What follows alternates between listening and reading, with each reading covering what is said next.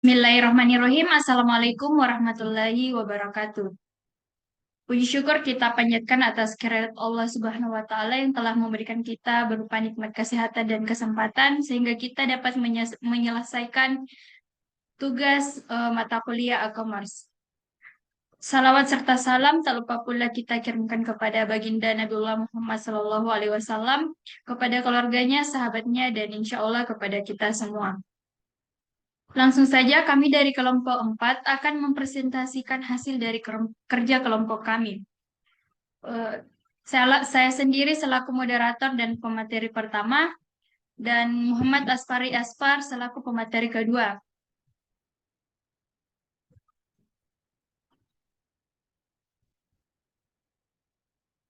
Yang pertama adalah identifikasi ciri-ciri pengguna internet.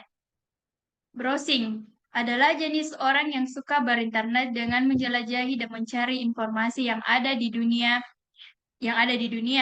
Pada jenis ini ditandai dengan banyaknya jumlah tab yang ditimbulkan dengan seiring rasa keingintahuannya tentang informasi di seluruh penjuru dunia. Jenis pengguna ini pada saat sekarang lebih mendominasi karena banyaknya situs pertemanan seperti Facebook, Twitter, dan sebagainya. Chatting. Pada jenis ini, pengguna internet tidak mempedulikan apapun selain bergelut dengan satu aplikasi tertentu untuk sekedar ngobrol lewat ketikan yang ditimbulkan dari berbagai teman. Kebanyakan pengguna yang suka chatting tidak mempedulikan waktu, baik waktu makan, waktu tidur, bahkan waktu kerja atau beraktivitas sekalipun. Pengguna jenis ini ditandai dengan cara mengetikkan yang super cepat karena sudah terbiasa dengan tools keyboard. Lanjut, download. Pengguna untuk jenis ini ditandai dengan banyak aplikasi khusus untuk mendukung lancarnya proses download seperti akselerator download, pengalih IP address, pemotongan jaringan, dan sebagainya. Upload. Untuk jenis ini, peminat cukup jarang sebab pada para pengguna ini dibutuhkan koneksi internet yang cukup cepat dan memiliki bandwidth yang cukup besar. Dengan semakin banyak file yang diupload, maka semakin puas dan semakin bangga apa yang sudah mereka upload sehingga bisa dinikmati oleh pengguna internet lainnya.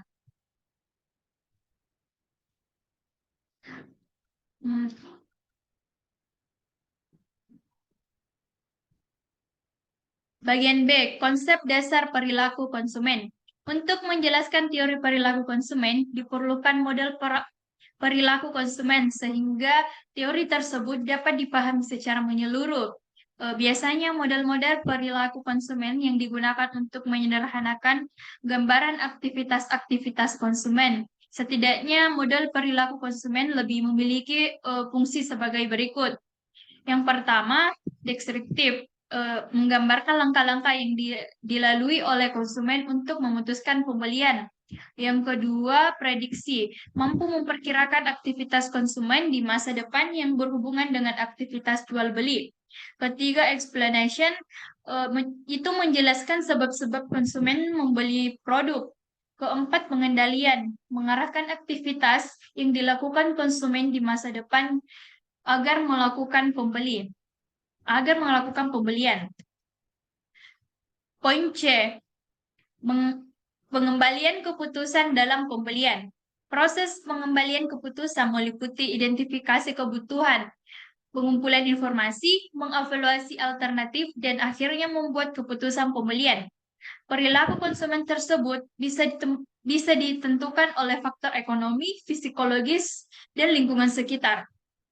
Pengambilan keputusan konsumen merupakan prosedur yang kompleks dan melibatkan beragam hal mulai dari pengenalan masalah hingga aktivitas setelah pembelian.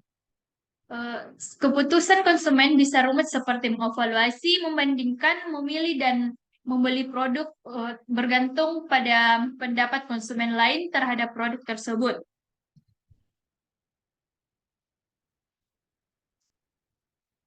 Poin D, teknologi utama pendukung pemasaran online.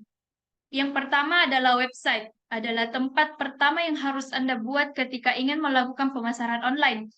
Ini adalah platform yang bermanfaat untuk memperkenalkan produk atau jasa Anda kepada pelanggan. Website juga harus berkualitas tinggi, responsif, dan mudah digunakan. Yang kedua, SEO kependekan kependekan dari Search Energy Optimization. Ini adalah strategi yang meningkatkan visibilitas website Anda di musim pencarian. Dengan menggunakan teknik SEO yang tepat, Anda dapat meningkatkan ranking website Anda di musim pencarian, meningkatkan lalu lintas, dan meningkatkan konversi. Yang ketiga adalah email marketing. Adalah salah satu strategi pemasaran online yang paling efektif. Ini adalah cara yang efektif untuk membangun hubungan dengan pelanggan dan Anda dapat mengirim email berisi informasi tentang produk atau jasa Anda. Keempat, konten pemasaran. Konten pemasaran adalah teknik yang berguna untuk menarik pelanggan dan membangun hubungan dengan mereka. Strategi ini termasuk membuat blog, artikel, infografis, video, dan lainnya. Konten yang Anda buat harus relevan, berkualitas tinggi, dan informatif. Mungkin itu saja yang dapat saya jelaskan. Selanjutnya saya persilakan kepada pemateri kedua Muhammad Asfari Aspar untuk melanjutkan materinya.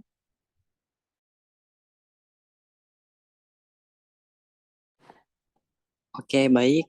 Terima kasih atas kesempatannya. Saya Muhammad Asfar akan melanjutkan apa yang tadi dijelaskan oleh teman kelompok saya. Kemudian pada poin kelima, yaitu media sosial. Adalah cara yang efektif untuk meningkatkan lalu lintas dan meningkatkan brand awareness Anda. Ini juga membantu Anda membangun hubungan dengan pelanggan dan meningkatkan konversi. Kemudian di bagian 6 ada analitik web, yaitu alat yang berguna untuk mengukur kinerja website Anda. Ini membantu Anda mengukur lalu lintas, tingkat konversi, dan kepuasan pelanggan. Kemudian yang ketujuh, iklan pemasaran online. Cara yang efektif untuk meningkatkan pengalaman pelanggan dan meningkatkan brand awareness. Platform iklan seperti Google Ads dan Facebook Ads bisa Anda gunakan untuk mempromosikan produk atau jasa Anda. Kemudian yang ke-8, pembayaran online. Alat yang berguna untuk menerima pembayaran secara online. Platform ini pembayaran seperti PayPal dan lain-lain. Boleh di slide lagi. Oke, kemudian pada bagian E, analisa kebutuhan membangun situs e-commerce. Analisa ini ada 14.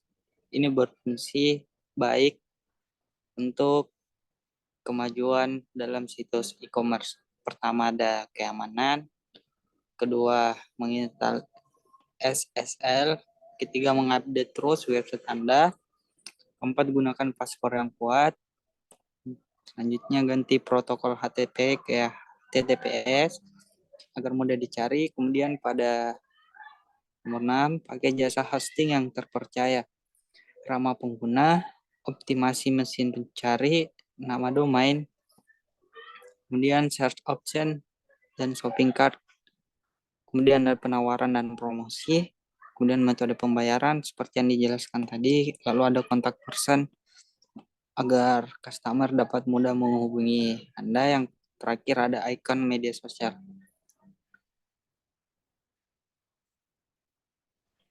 Kemudian pada bagian F, keputusan proses penyewaan atau pembangunan hosting. Pertama-tama kita jelaskan dulu apa itu hosting. Hosting adalah tempat untuk penyimpanan data baik berupa file, gambar, maupun video secara online, sehingga bisa diakses melalui internet. Ada beberapa jenis hosting yang biasanya digunakan sesuai kebutuhan, mulai dari share hosting, cloud hosting, sampai dengan dedicated hosting. Dari pengertian di atas, dapat disimpulkan bahwa baik untuk website dan tidak salah untuk menyewa hosting.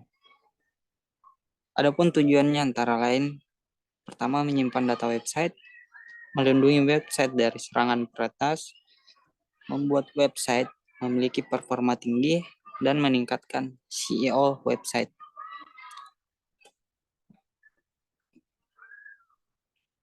Kemudian ada identitas tools dan infrastruktur kinerja situs. Yang pertama ada Network Prime, Site 24x7, Alerta, Uptrend, dan Pingdom.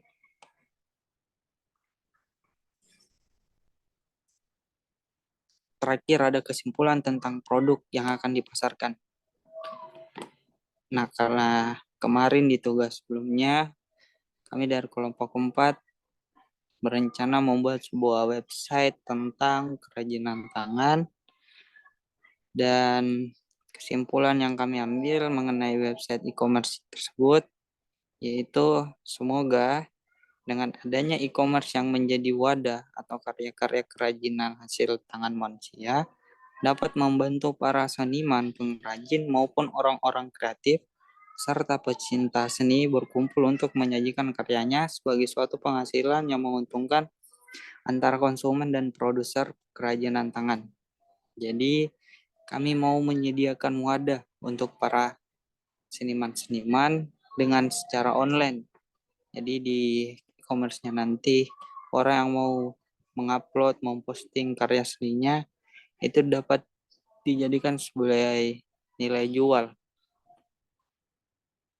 Ini itu saja, terima kasih. Saya kembalikan ke moderator.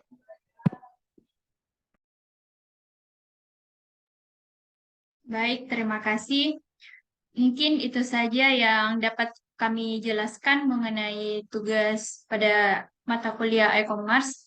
Kurang dan lebihnya mohon dimaafkan. Billahi taufiq wal hidayah. Wassalamualaikum warahmatullahi wabarakatuh.